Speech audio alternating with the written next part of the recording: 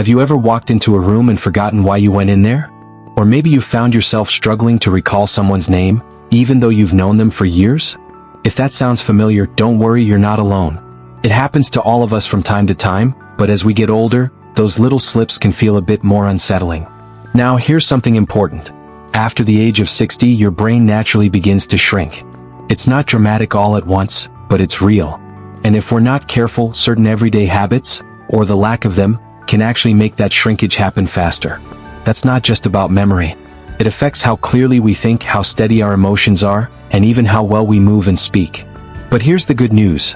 With just a few mindful shifts in your routine, you can slow that process down, and in some cases even reverse certain effects. In this video, we're going to talk about 5 habits that are absolutely essential for keeping your brain healthy and sharp after 60. And I don't mean difficult, complicated tasks or expensive treatments. I'm talking about simple, practical habits that you can start working on today. Things that fit right into your life, whether you're active and always on the go or prefer a slower, quieter pace. So grab a cup of tea, settle in, and let's dive in together. Let's start with something most people don't usually associate with brain health, but it's surprisingly powerful. I'm talking about movement. And no, you don't need to run a marathon or lift heavy weights. Just regular, gentle movement. Walking around the neighborhood, stretching when you wake up, dancing to your favorite old song while making dinner, these count more than you think. Our brains thrive on blood flow, and when you move your body, you increase circulation to every part of it, including that incredible organ in your head. The brain doesn't like being idle, and when our body slows down too much, so does our mind. You might be surprised to know that studies have shown that seniors who sit for long periods, especially without breaks, have a higher risk of memory problems and faster brain shrinkage. But those who incorporate light activity into their daily routine tend to perform better on memory and attention tasks. You don't have to do it all at once. 5 minutes here, 10 minutes there, it adds up. So the next time you're watching TV, try standing up during the commercial breaks. Or take the long way to the kitchen. Even small actions send a message to your brain. We're still active. We're still alive. Stay alert. And while we're talking about daily habits, let's look at one that most people take for granted. Sleep. Quality sleep isn't just about feeling rested, it's your brain's cleanup time. Think of your brain like a busy office during the day, taking in information, making decisions, solving problems. But at night, while you sleep, the janitors come in. They sweep up the clutter, take out the trash, and reorganize everything you've experienced and learned. If you cut that process short, or if your sleep is interrupted too often, your brain can't do its job. That's when you start forgetting little things, or feeling foggy and irritable the next day. Over time, poor sleep habits can even speed up the shrinking of certain brain areas tied to memory and decision-making. Now, if you've been struggling with sleep lately, you're definitely not alone. Many people over 60 notice that they wake up more during the night, or feel less rested even after a full night in bed. But don't give up. There are gentle ways to improve sleep without needing sleeping pills. Start with a consistent routine. Try going to bed and waking up at the same time each day, even on weekends. Keep your room dark, cool, and quiet. And turn off the TV or phone at least 30 minutes before bed. Let your brain know it's time to unwind. And here's a tip that might sound old-fashioned, but it works. Try a short evening walk after dinner. It helps with digestion, calms your mind, and signals to your body that the day is winding down. Your brain loves routines, especially calming ones. Over time, even just these small efforts can help you fall asleep faster, sleep more deeply, and wake up feeling clearer and more focused. Now let's talk about something that's often overlooked in later life: social connection. We humans are wired for interaction. Conversations, laughter, shared memories, they keep the brain alive in a way nothing else quite can. When you regularly talk with others, your brain is engaged in complex tasks. Listening, remembering, responding, interpreting emotion. These are powerful exercises for your mind.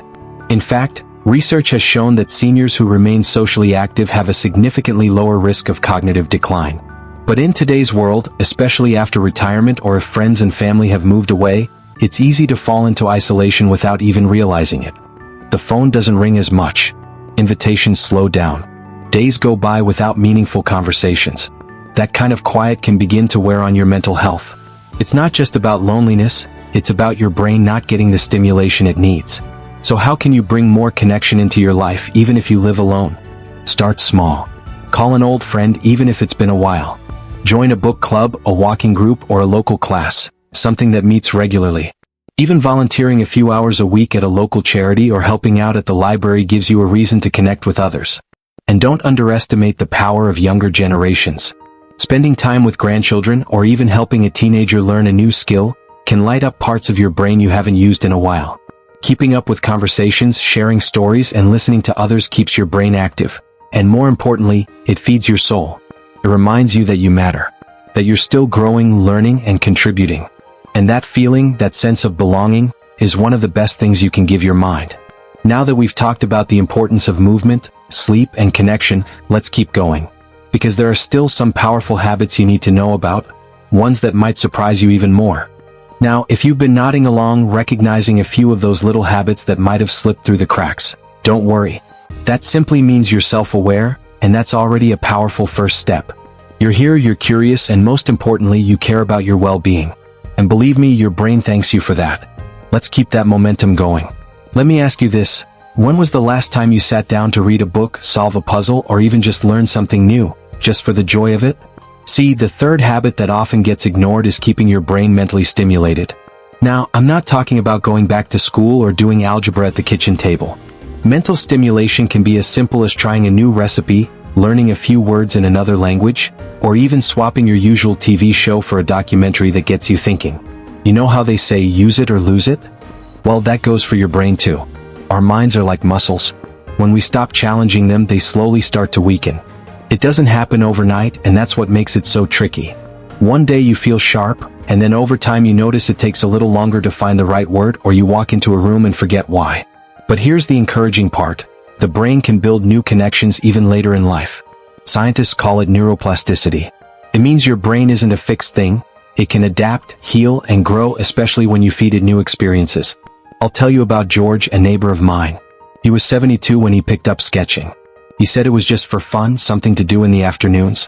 But a year later, not only had his drawing improved, but he also found he could recall conversations better, and his focus was sharper. It wasn't magic. It was that he was challenging his brain in a new, enjoyable way. You don't have to be perfect at what you try. The goal isn't mastery. It's engagement.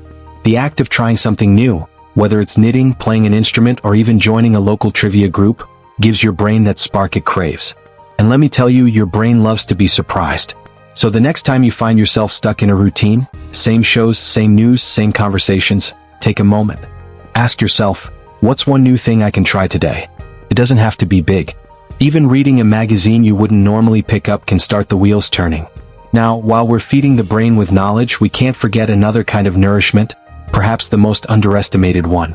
And that brings me to the fourth habit, which is often overlooked: staying socially connected.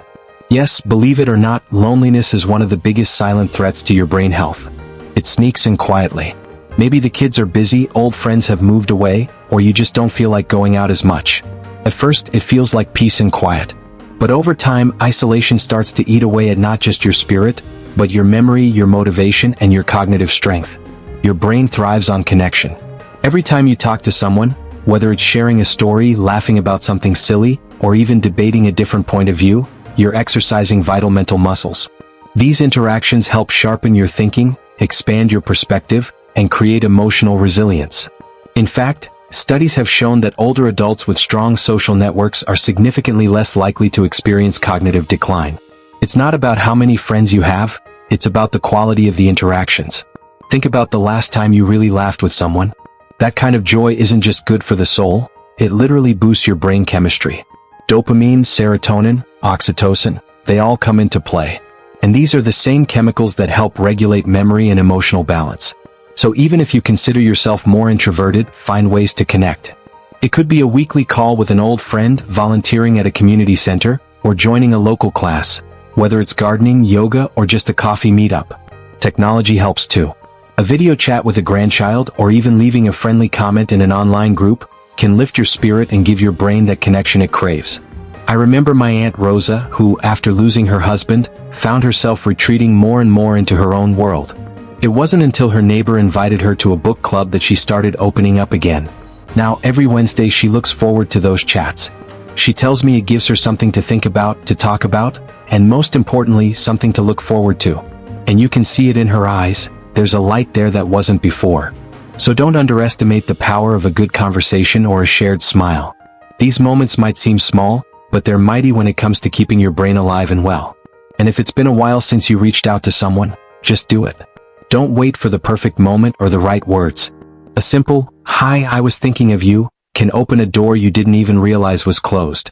By now, you might be realizing that these habits aren't about trying to be younger, they're about protecting what you already have.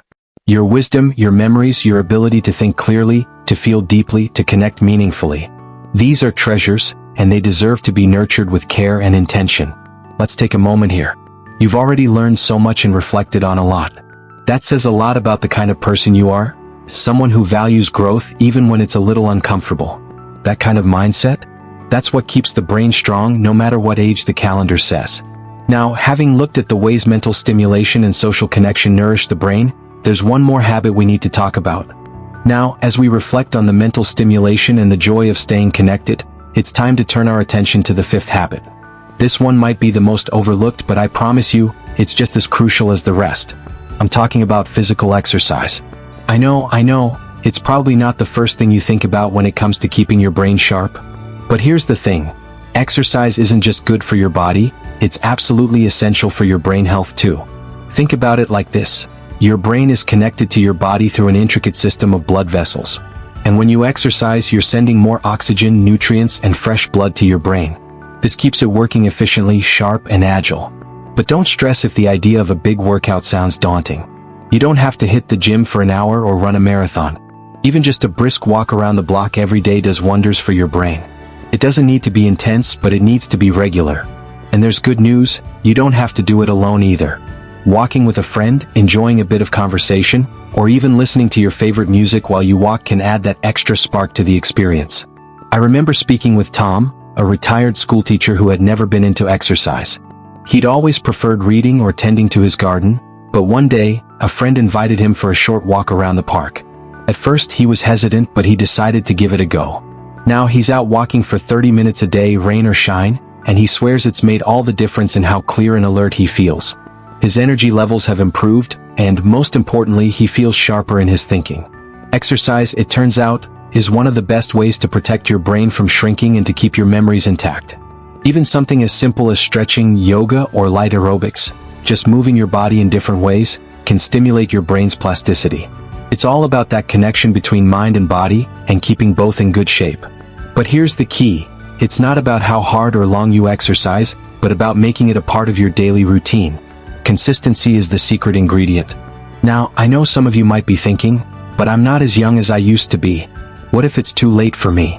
Here's the truth, it's never too late to start. Studies have shown that even late-life exercise has profound benefits on brain function and can reduce the risk of cognitive decline. Your body is capable of more than you might think, no matter your age. So start small. Maybe just a short walk around your neighborhood or some gentle stretching when you wake up. What matters is that you're moving, and in doing so, you're giving your brain the best gift possible. Alright, we've covered a lot of ground so far.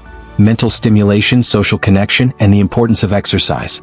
Now let's talk about one last piece of the puzzle, nutrition. I want to ask you something. What's the first thing that comes to mind when you think about food? Is it comfort? Tradition? Convenience?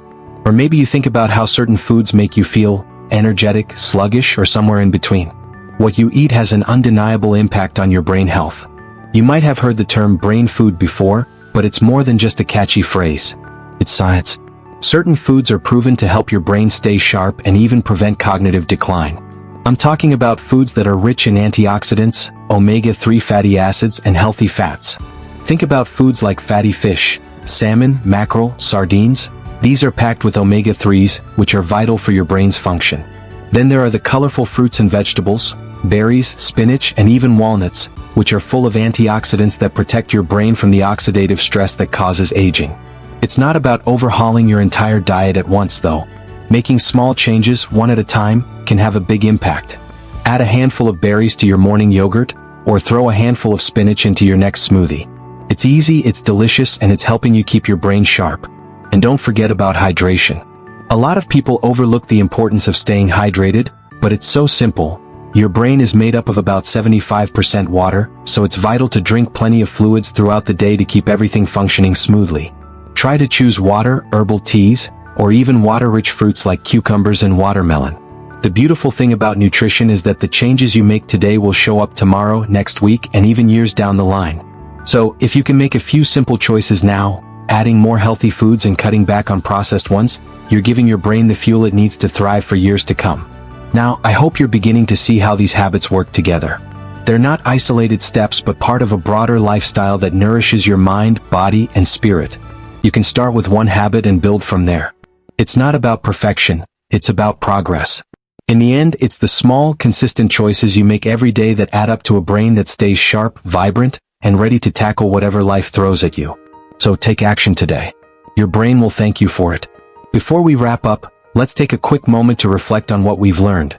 Staying mentally active, socially engaged, physically active, and fueling your body with the right nutrition are all key ingredients in keeping your brain healthy and vibrant as you age.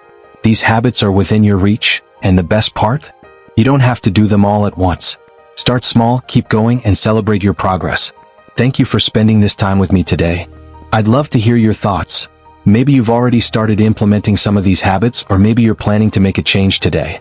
Drop a comment below and let me know what steps you're taking for your brain health. And if you found this video helpful, please give it a thumbs up, and don't forget to subscribe for more tips on living your best life at any age. Here's to feeling sharp, strong, and ready for whatever comes next. You've got this.